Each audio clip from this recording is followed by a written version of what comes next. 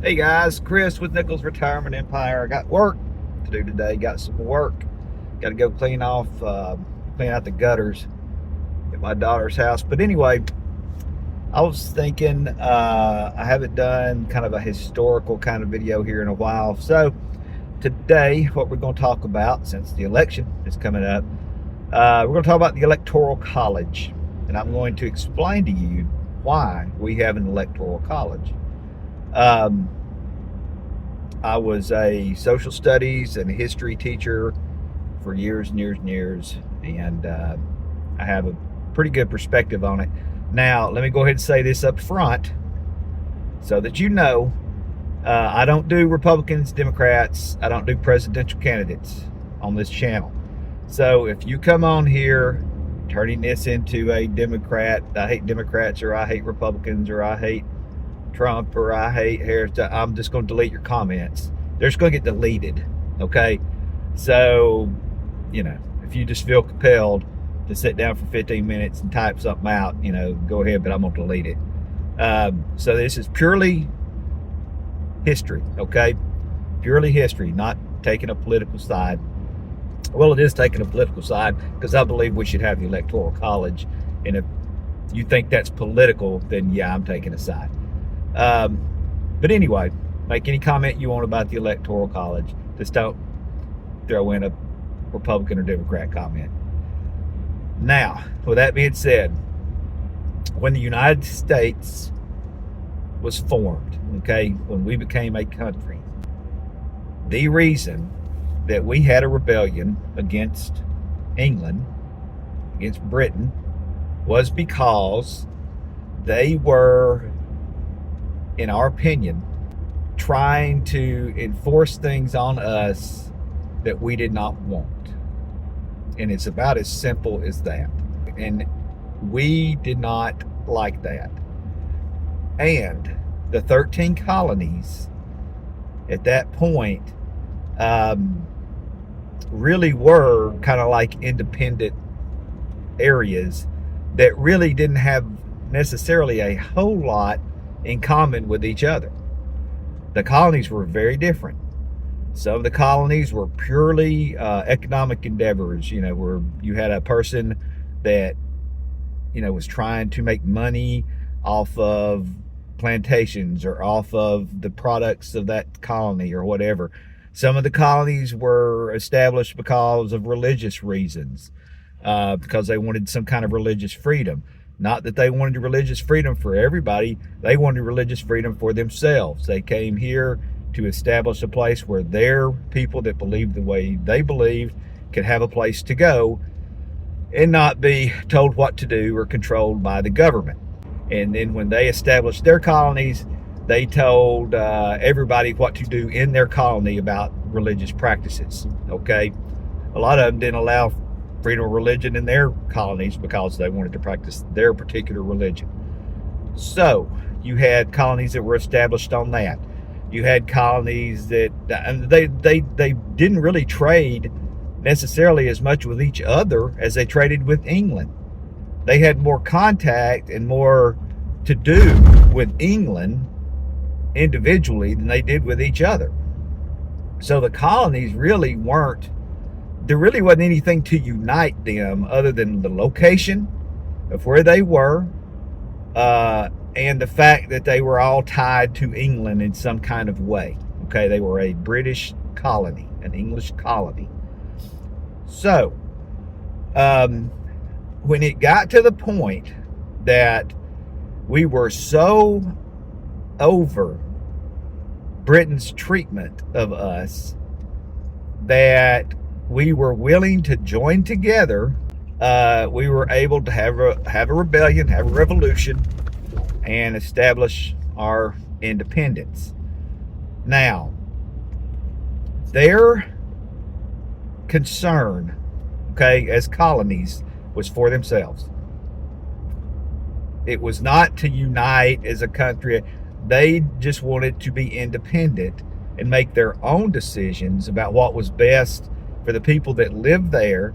They did not like people from anywhere else telling them how they should run things economically religiously, socially, whatever. They wanted to make their own decisions. So, when we did become independent from England, the first government that we set up was a confederacy. Every state pretty much could do whatever they wanted. We did have a national form of government that was very weak, that really just kind of was a figurehead that represented all 13 colonies combined. They didn't have power to tell the colonies what to do. So the colonies all had different kinds of money. They didn't have the same kind of currency. They all pretty much were responsible for their own defense. They were responsible for their own everything. Okay. Now, after that went on for a while, we figured out, you know what, we're right next to each other. And if we're not going to work together any better than this is not going to work out. We're going to end up being at odds with each other like all the countries in Europe are. And we're going to be fighting each other all the time. Or we're going to hurt our own economies because we can't work together and we're right next to each other. So what we finally decided to do was change our form of government. And we ended up making a republic where we had a federal government that is in charge of enforcing the laws. And we had two different bodies to make laws. We had the Senate, where all the states had equal power. They all had 2 senators, no matter how big or how little the state was. And then we had Congress, which is where the states that had the most people got more power. Okay, the House of Representatives, and they got to make laws. And we split up the power that those 2 bodies had, but basically their responsibility is to make laws. And then the executive branch was supposed to enforce the laws. And then, we had the judicial branch, which was supposed to be independent of those 2 branches, and they would interpret the law. They would tell you what the law meant. We made the Constitution. We did all these things and established this form of government. But if you go back and you look historically at what happened in the Constitutional Convention and leading up to that and after that, it is the story of American history up to the Civil War and past. How do we balance the individual states' power and the individual states' independence against the federal government? And it was what it was what it was all about. We were very concerned as colonies that we did not want a king or a powerful, government that imposed its will on the individual states. The individual states, the whole point of the whole thing that we had done was so that our individual states had independence, got to decide and do what they wanted. We didn't want somebody from across the ocean telling us how to do things. So we made a division of powers, a separation of powers.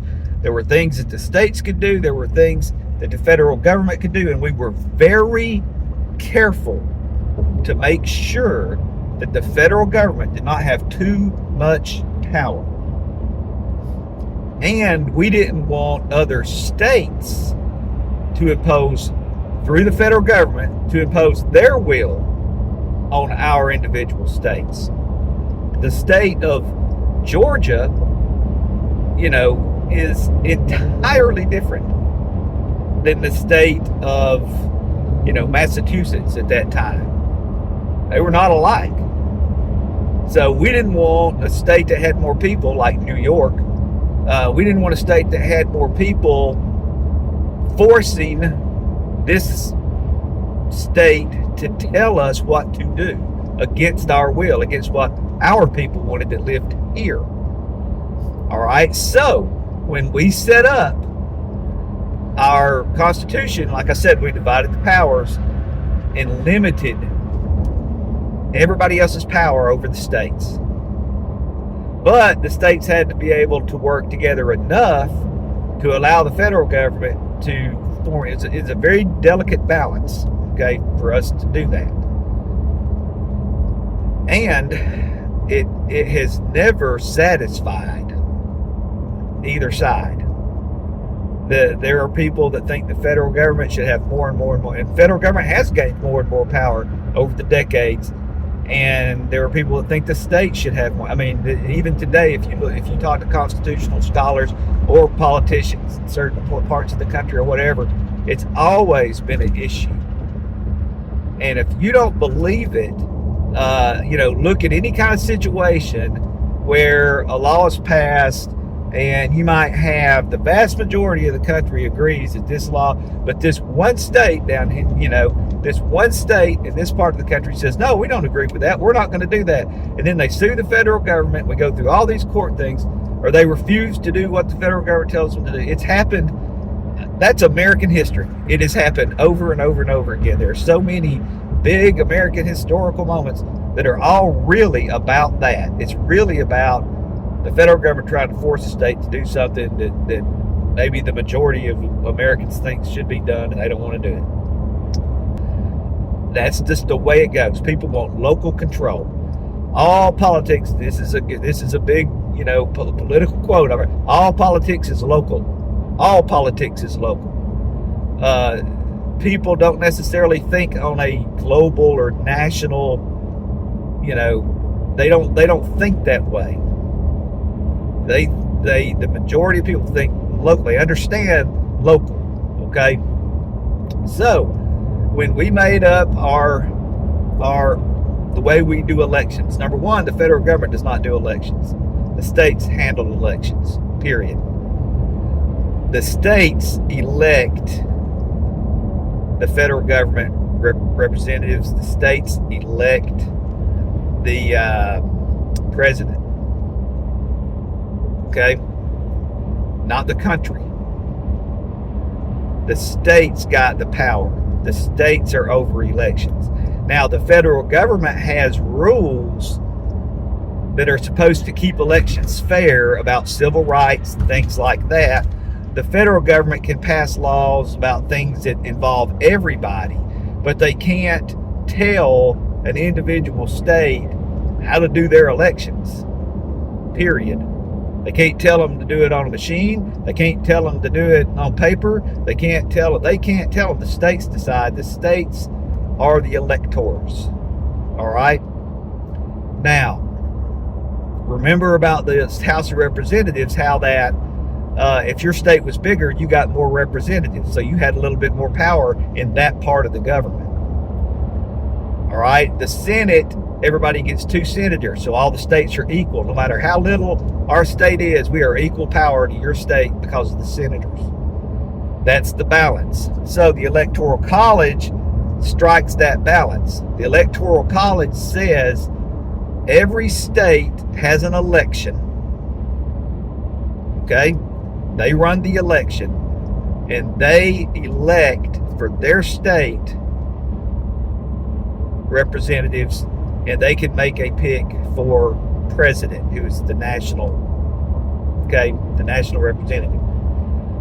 Now, to make it fair, they give the bigger states more votes, and they established an electoral college, which is where those votes go. So every state gets a certain number of electors, and it's kind of like we get a certain number of representatives.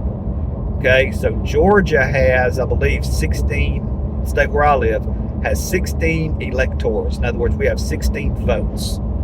So what happens is we have the election. The popular vote for our state decides who we want as president or who we want senator, whatever. And then our electors vote in the Electoral College. They place their votes, and that is Georgia's choice. All right? So it's 50 choices. Some of them have more electors than others because they have more people. The reason they do that is so that one state that looks at things a certain way, or that has a lot of people, cannot have undue power over the other states. If you have 49 states that are all split kind of 50-50, about their choices, let's say for president, and then you have one state, because of the economics of that state, or the social issues of that state, or the whatever it is about that state that makes them different. If that one state has 95% of their people voting for one candidate, then they sway the election to their side. So what they do is make sure that you don't have one state that has so much power over the other states. It balances it out. We're a republic. We are the United States. The states decide who is president, not the people. The people decide in the state, but then the state votes. Okay? So that's the way it's set up. And like I said, it's set up so you don't have 2 or 3 states that have really big populations that get all the power, and then you have the smaller states that sit back and they are dictated to about everything. Because you know as well as I know that different parts of the United States are different. They're just different. People don't think the same. People don't, everybody likes to sit there, well, everybody in the United States says, no, we're not at all alike. And people think differently. People have different things that are important to them. And nobody, anywhere in the history of mankind, has sat back and said, man, I wish somebody from some other part of the world would come in here and help us know what to do and tell us how to live our lives. They don't want that. Okay? The people in Washington State don't want the people of Florida telling them what to do. The people of Florida don't want the people of Washington State telling them what to do. Both sides of the political spectrum want to practice what they want to practice, and they want to have the freedom to do that. Well, that's the thing about the Electoral College. It allows the freedom for your state to have enough power and enough say to where they can't be overwhelmed by a small number of 2 or 3 states telling everybody else what to do. Now, it is inevitable that there is a majority that comes together. There'll be a majority of states that want this and a minority of states that want that. And then ultimately, usually the majority of the states get what they want to an extent. Okay, to an extent. When they try to get more power over other states and dictate more and more to other states is where you start to have the problem. When the federal government on its own maybe starts to take more and more power over all the states in general, all the states in general don't like it. There's always that balance. There's always that push. And that's American history. And that's why we have the unique election system that we have. And it has worked over all these years to make sure to protect, the rights, of individual states over what the majority of states want. You have majority rules, but you have minority rights. Okay? That's kind of a political idea in the United States. Majority rules, but you have minority rights. And sometimes minority rights have to be protected against the majority, against what the majority wants. And that's played out, like I said, over and over again throughout American history. And it works on the state level just like it does on the individual level. That's the way it is. We've had, a number of elections where a majority of people voted for, whatever candidate, and the other candidate won because the states picked them. And that's happened more, and it seems to happen more and more now. The system changes from time to time and kind of works itself out. If it doesn't work itself out, you end up with a situation like we had in the Civil War. In the Civil War, right before the Civil War, we had 4 different political parties running a candidate for president. The candidate that won only carried, I want to say, a third of the popular vote or something. I mean, it was so divided that we had a candidate that had way less than 50% of the vote as the president. Can you imagine having a president that only 30% of the people voted for, or 25% of the people voted for? We haven't had that for decades. We've just been 2 parties against each other, and the progression for that is happening the way it would naturally happen, where they become more and more and more at odds, and that's kind of naturally the way it works. So what'll happen in the future, I don't know. I can't predict that, but I do know that our election system is set up to do exactly what it is doing, to make sure that the states pick the president and not the popular vote. And that's the way it's always been. And a change to that would make a significant change to politics in the United States. And it goes for liberal states and conservative states. Liberal states, when we have a conservative president, do not want the president enforcing things that they don't like.